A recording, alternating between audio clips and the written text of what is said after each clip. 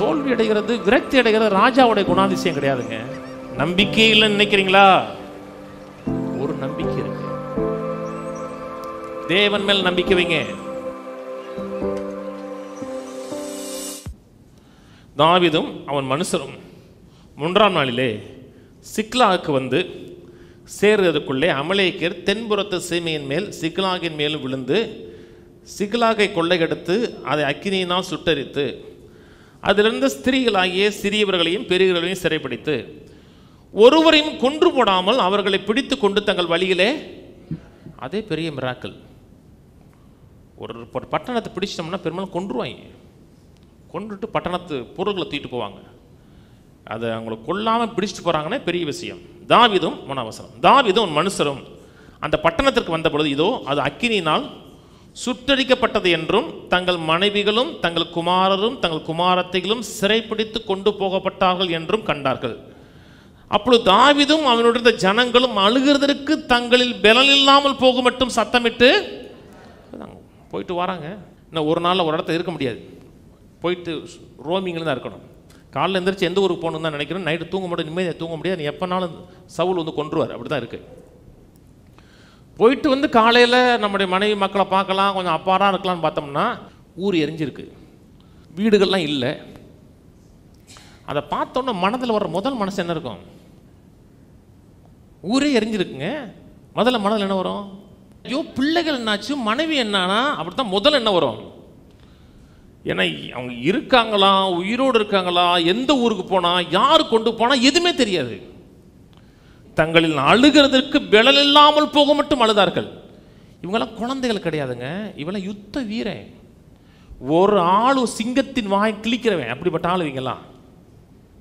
அவங்கெல்லாம் சாதாரண ஆள் கிடையாது. நம்ம ஊர் ஆள் மாதிரி எதுக்கு அடுத்த அழுவாங்களா, அப்படிப்பட்ட ஆள் கிடையாதுங்க.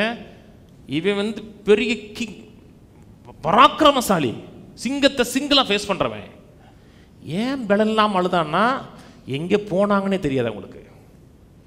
எங்கே போனாங்க, யார் பிடிச்சிட்டு போனாங்க, எங்கே போய் அவங்கள பிடிக்கிறது எதுவுமே தெரியல. தெரிஞ்சுதான் கூட யுத்தம் பண்ணி கொண்டு வந்திருக்கலாம். கீழே தாவீது 2 மனைவிகளாகிய இஸ்ரவேல் ஊராளான அகினோவாவும் கர்மேல் ஊராளான நாபாலின் மனைவியாக இருந்த அபிகாயிலும் சிறைப்பிடித்து கொண்டு போகப்பட்டார்கள். தாவீது மிகவும் நெருக்கப்பட்டான். சகல ஜனங்களும் தங்கள் குமாரர் குமாரத்திகள் நிமித்தம் மன கிளேசமானதினால் அவனை கல்லறிய வேண்டும் என்று எல்லாரும். என்னைக்குமே மக்களை நம்பாதீங்க. நான் கற்றுக்கிட்ட பெரிய பாடது ஒன்று, மக்களை நம்பக்கூடாது, கத்தரைத்தான் நம்பணும். இந்த 400 பேர் ஒரு நாள் என்ன செஞ்சானா, இவர் தான் ஹீரோன்னு நினச்சான், இவரால் தான் நம்ம வாழ்க்கை நல்லா இருக்குன்னு நினச்சான். இப்போ மனைவி பிள்ளைகள்லாம் போனதுக்கப்புறம் நினச்சா இவனால தான் நம்ம மனைவி பிள்ளைகள்லாம் போச்சு, இவனோட போனதுனால தான் பிள்ளைகள்லாம் போச்சு, இவனோட போகாமல் இருந்தால் பிள்ளைகள் இருக்கும்ல. கல்லறைன்னு நினைக்கிறான். இவன் கல்லறைன்னு நினச்சானா ரிஸ்க்குங்க. ஏன்னா இவன் எல்லாரும் பராக்கிரமசாலி. அப்படி தாவீது சூசைட் பண்ண தீர்மானிச்சான்னு சொல்லலை, அப்படி சொல்லுது. அப்போ தாவீது சூசைட் பண்ணலை, தன்னை குறித்து நொந்துக்கலை. தாவீது லைஃப் கொஞ்சம் பாருங்க. ஆடு மேய்க்கிறான், மற்றவர்களும் அற்பமாக புறக்கணிக்கப்படுகிறான், கொஞ்சம் மேலே வரான், ராஜா வீட்டில் நல்ல பொசிஷனில் இருக்கான், திரும்பி ஓடுறான். இப்போ ஒரு பொசிஷனில் வந்து மனைவி பிள்ளைகளாக இருந்து ஒரு இடத்துல இருக்காங்க, திரும்பி எல்லாம் போயிடுச்சு. ஜெயிக்கிறவர்கள் விட்டு விடுகிறவர்கள் கிடையாது. ஜெயிக்கிறாங்க பார்த்தீங்களா? ஜெயிக்கிற எந்த ஒரு மனிதனும் விட்டு விடுகிற மாட்டான், அவ்வளோதான், அப்படி விட மாட்டான். தாவீது கர்த்தருக்குள் தன்னை என்கரேஜ் பண்ணுறான், தன்னை என்கரேஜ் பண்ணுறாங்க. கர்த்தருக்குள் தன்னை என்கரேஜ் பண்ணுறான். எனக்கு என்கரேஜ் பண்ணுறதுக்கு யாருமே இல்லையே. சர்ச்சுக்கு போனால் கூட யாரும் கை கூட கொடுக்க மாட்டாங்களே. என்கிட்ட வாங்க, நான் கை கொடுக்குறேன், 2 கையை கொடுக்குறேன். இவனுக்கு என்கரேஜ் பண்ணுறதுக்கு யாருமே இல்லைங்க. இவனை கொல்ல பார்க்குறாங்க. குடும்பத்தில் யாருமே இல்லையே. கிங் தானே, அதனாலதான் கிங்குன்னா இதை கவனிங்க. ஒரு கிங்குன்னா இப்படி தான் இருக்கணும். ஏன் சோகமாக இருக்கீங்க, அதை ஏன் கேட்குறீங்க? அது கிங் இல்லை. எப்படி என்கரேஜ் பண்ணான்னு ஒரு வசனம் காமிக்கிறேன். சங்கீதம் எடுப்போம், 42:8. ஆகிலும் கர்த்தர் பகல் காலத்தில் தம கிருபையை கட்டளையிடுகிறார், ராக்காலத்தில் அவர் பாடும் பாட்டு என் வாயில் இருக்கிறது. என் ஜீவனுள்ள தேவனை நோக்கி கர்த்தர் பகல் காலத்தில் கிருபையை கொடுக்குறாரு. இரவு நேரத்தில் எல்லாமே மந்தகாரமாக என்ன செய்வதென்று இருட்டாக இருக்கிற நேரத்தில் அவரை பாடும் பாட்டு வாயில் இருக்கும். கஷ்டப்படுற நேரத்தில், எல்லாமே நெகட்டிவாக போகிற நேரத்தில், எதிர்காலம் என்னன்னு தெரியலை, கூட யாருமே இல்லை, எதிர்காலத்துக்கான வெளிச்சம் தென்படுமா என்பதற்கான எந்த அடையாளமும் இல்லை, அந்த நேரத்தில் தாங்க வாயில் பாட்டு வரணும். பாட்டு போட்டேன் அப்படின்னு சொல்லலை, சிடியை போட்டு விட்டேன் யூடியூப்பில், வாயிலேருந்து பாட்டு வரும். ஹார்க் சுரமண்டலத்தை எடுப்பேன், பாடுவேன். இல்லை என்கரேஜ் பண்ணுறதுக்கு யாராச்சும் வந்தால் நல்லாயிருக்கும், வந்தால் நல்லாயிருக்கும். யாராச்சும் ஃபோன் பண்ணி பேசினா நல்லாயிருக்கும். யாராச்சும் வீட்டுக்கு வந்து உங்களுக்கு சொன்னால் நல்லாயிருக்கும். ஆனால் நீங்கள் வளர்ந்த ஆள், மெச்சூர் ஆள்னா உங்களுக்கு யாருமே என்கரேஜ் பண்ண வேண்டிய அவசியம் கிடையாது. நீங்கள் என்கரேஜ் பண்ணணும். 400 பேர் என்கரேஜ் பண்ணலைங்க, இவன் என்கரேஜ் பண்ணுறாங்க மற்றவங்கள. அதான் கிங். கீழே, நான் என் கண்மலையாகிய தேவனை நோக்கி, ஏன் என்னை மறந்தீர்?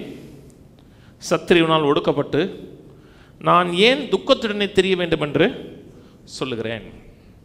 உன் தேவன் எங்கே என்று என் சத்துருக்கள் நாள்தோறும் என்னோட சொல்லி என்னை நிந்திப்பது என் எலும்புகளை உருவ குத்துகிறது போல இருக்கிறது. சத்துருக்கள் மட்டுமல்ல, கூட இருக்கிற நாட்கள் கூட சொல்லுவான், என்ன கடவுள் கடவுள்னு, கத்தர்னா கத்தர் மெய்ப்பராக இருக்கிறாருன்னு, எனக்கு ஒரு குறைவு இல்லைன்னு, மனைவி பிள்ளைலாம் போச்சு, அந்த கத்தர் கடவுளங்க கூட இருக்கலன்னு சொல்லுவான். கீழே, என் ஆத்மாவே நீ ஏன் கலங்குகிறாய்? ஏன் எனக்குள் தேங்குகிறாய்? தேவனை நோக்கி காத்திரு, என் முகத்துக்கு ரட்சிப்பும் என் தேவனுமாய் இருக்கிறவன் இன்னும் துதிப்பேன். இவனை யாருமே என்கரேஜ் பண்ணலைங்க. நல்லா கவனிங்க, நீங்கள் எப்போவுமே உன் கை மேலே தான் இருக்கணுங்க. மெட்டீரியலையும் சரி, ஸ்பிரிச்சுவலையும் சரி, அப்படித்தான் வாழணும். என் ஆத்துமாவே ஏன் எனக்கு கலங்குகிறாய், ஏன் எனக்கு தேங்குகிறாய்? தேவனை நோக்கி காத்துரு. தேவனை நோக்கி காத்துருன்னா ஹோப் இன் காட், தேவனிடத்தில் நம்பிக்கையாக இருக்கிறான். என்ன நம்பிக்கை இருக்கிற என்ன இருக்கு? ஒன்றுமே இல்லை, எல்லாம் முடிஞ்சிருச்சுங்க, அவ்வளோதான். எல்லாம் போச்சு, மனைவி போச்சு, பிள்ளைகள் போச்சு, எங்கே போச்சாங்க, யார் போனா, யார் எடுத்தாங்கன்னே தெரியாது. இன்னும் நம்புகிறதுக்கு என்ன வச்சிருக்க? இன்னும் நம்பிக்கை இருக்கு. நம்பிக்கை இல்லைன்னு நினைக்கிறீங்களா? ஒரு நம்பிக்கை இருக்கு. மனதில் தளர விட்டுட்டீர்கள் என்றால் ஜெயிக்க முடியாதுங்க. ஏன் கலங்குற, ஏன் வேதனைப்படுற? கர்த்தர் மேல நம்பிக்கையா இருக்கிறான்.